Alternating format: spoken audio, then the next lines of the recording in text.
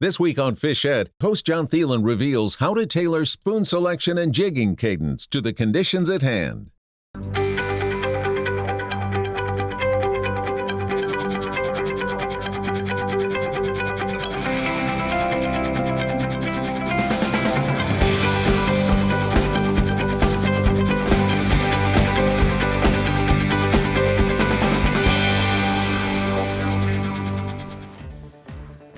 There he is. Oh yeah. You know, this fish bounced up and down with me a little bit. We're first thing in the morning here. It's first fish of the day, and a lot of times what happens is you got work fish a little bit longer in the mornings, it seems like. And I think the reason for that, ooh, he's right there. Come on. He's just swimming a little side. There we go.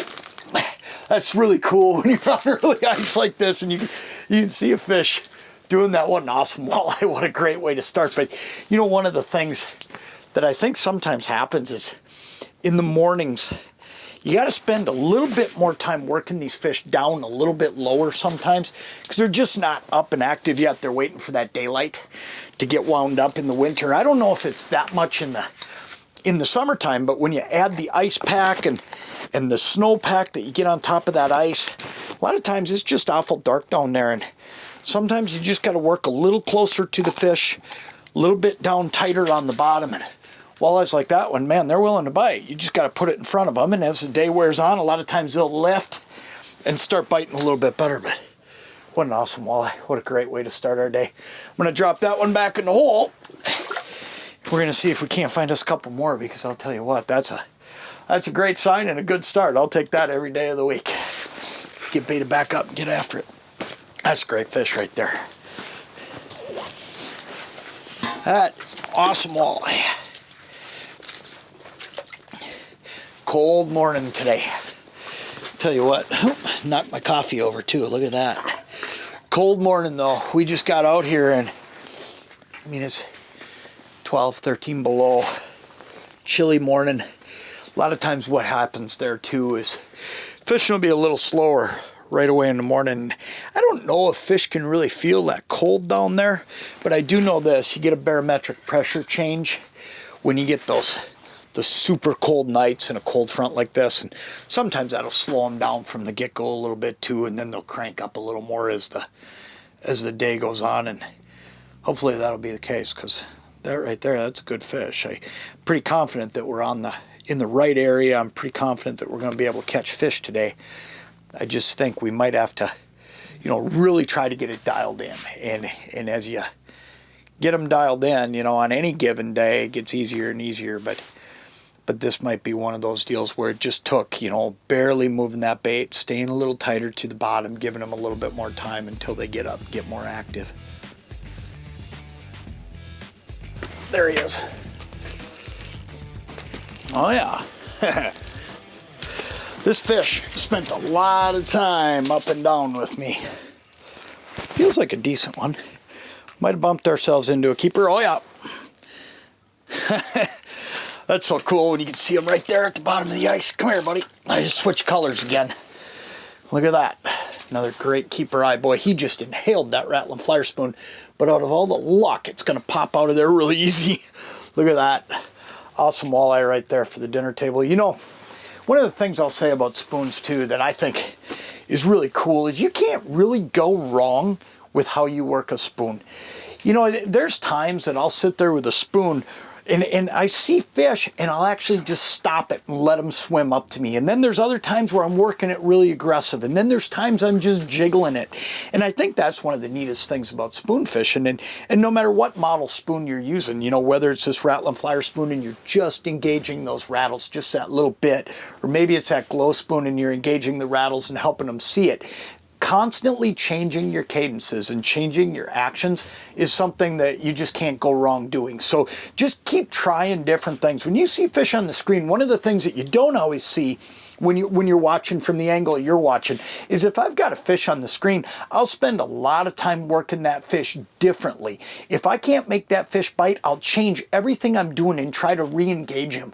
And that's what I had to do with this fish. I had to spend a lot of time working that fish.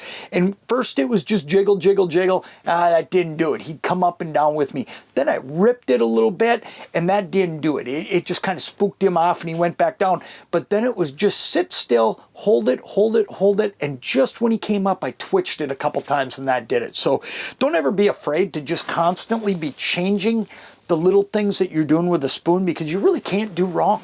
Ultimately, the whole thing about a spoon is you're just putting a little bit of bait with that minnow head right in front of them, and a little bit of action, a little bit of color, and you can do all kinds of different things with it to entice fish to bite. And that's exactly what happened there. It was just a question of time, and eventually he ended up snapping it, and we got another one added to the pail. There he is. Oh yeah, that feels like a little bit better fish. Yeah, that feels like a good one. Ooh, come here, buddy. You know, you're at that time of the year where you can see me up. Look at that. Great eye right there. Perfect. Man, I'll tell you, spoon fishing has probably caught more fish ice fishing than any other tactic. And I'll tell you why. You know, it's number one, everybody's comfortable fishing spoon. That's a great eye right there. Great keeper fish. In fact, you know what? We're going to keep a few for dinner tonight, so that guy's going to go in the pail. But here's the thing. Spoons have probably caught more fish than anything else ice fishing, primarily because they're easy to fish. Anybody can fish a spoon because you can fish it so many different ways. There's a variety of spoons, though, and I kind of want to explain why I fish certain spoons at certain times. Today I'm fishing a Rattlin flyer spoon. Rattlin flyer spoons have been around forever. Lindy brought this spoon out, you know, over a decade ago, and it's still catching fish today. Great thing about the Rattlin flyer spoon is it's got a design that allows it to get a little swim outside of the hole, a little bit of glide, and then it's also got a rattle inside it. Now I'm going to use a spoon like the Rattlin flyer spoon when fish are in kind of a neutral to aggressive mode. Okay, I'm going to be able to get their attention. It's got a little bit of aggression by flying outside of the hole and moving around. And it's a perfect spoon for that type of situation, you know, neutral to aggressive. If these fish are off, let's say we're in a cold front and it's just terrible and it's hard to get the fish to bite. That's when what I'm usually going to do is go to like a frosty jigging spoon. Now here's why. A frosty jigging spoon is just an up and down motion. There's really nothing to it. It's just going to go up and down. It's going to be very, very subtle. It doesn't have a rattle. So those are two different spoons that I'll use in two different situations. And then there's a couple more. There's the Quiver Spoon. The Quiver Spoon is a lightweight tin spoon.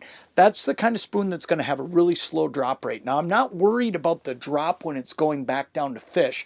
What that is when you've got fish that are a little bit on that neutral side to the negative side, it's got a flutter and a flash that's a lot more tantalizing, a lot slower motion because it's a lightweight spoon. So that's when I'll go to a Quiver Spoon. And then lastly, you know, I mean, the glow spoon has been one of my favorites over the last couple of years. And that glow spoon, what's so phenomenal about the glow spoon is that you have a scenario with that bait where they can really find it because we're putting that artificial light down there and we're glowing it up. So we're giving them something they can find. Man, that thing really excels when you're fishing in dirty water and dark water situations. Now you look at right now, I'm fishing this Rattlin flyer spoon. There's one right there. I'm fishing this Rattlin flyer spoon sitting in pretty clear water on a day where I don't have a bunch of snowpack on the ice. It's early in the year. Oh yeah, another great eye. Look at that. But these fish, they're just rolling through here and they're able to find that bait because of the rattles. And because we're in that clear water, they're coming through here and snapping it. He's a little bit too small to keep, but you know what? He's a fun fish to catch. But that gives you an idea of the different times of the year, or different scenarios that I'm going to find myself in throughout the year where I'm going to fish different spoons. And that's why I keep a whole variety of Rattlin flyer spoons, glow spoons, frosty jigging spoons, and Quiver spoons. And if you've got a little bit of all those spoons, what you're going to find is no matter what the day, no matter what the conditions, you're going to be able to make fish bite.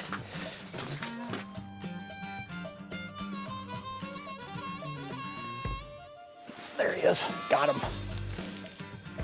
Oh yeah, feels like a decent fish. just about going up above them and keeping on working it, changing those cadences a little bit. That's all it was with this fish again.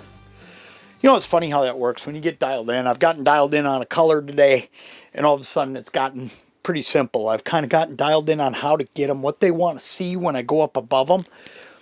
And after I've gotten together all of that, all of a sudden, oh yeah, nice eye. Great walleye, great way to wrap up a day. Look at that.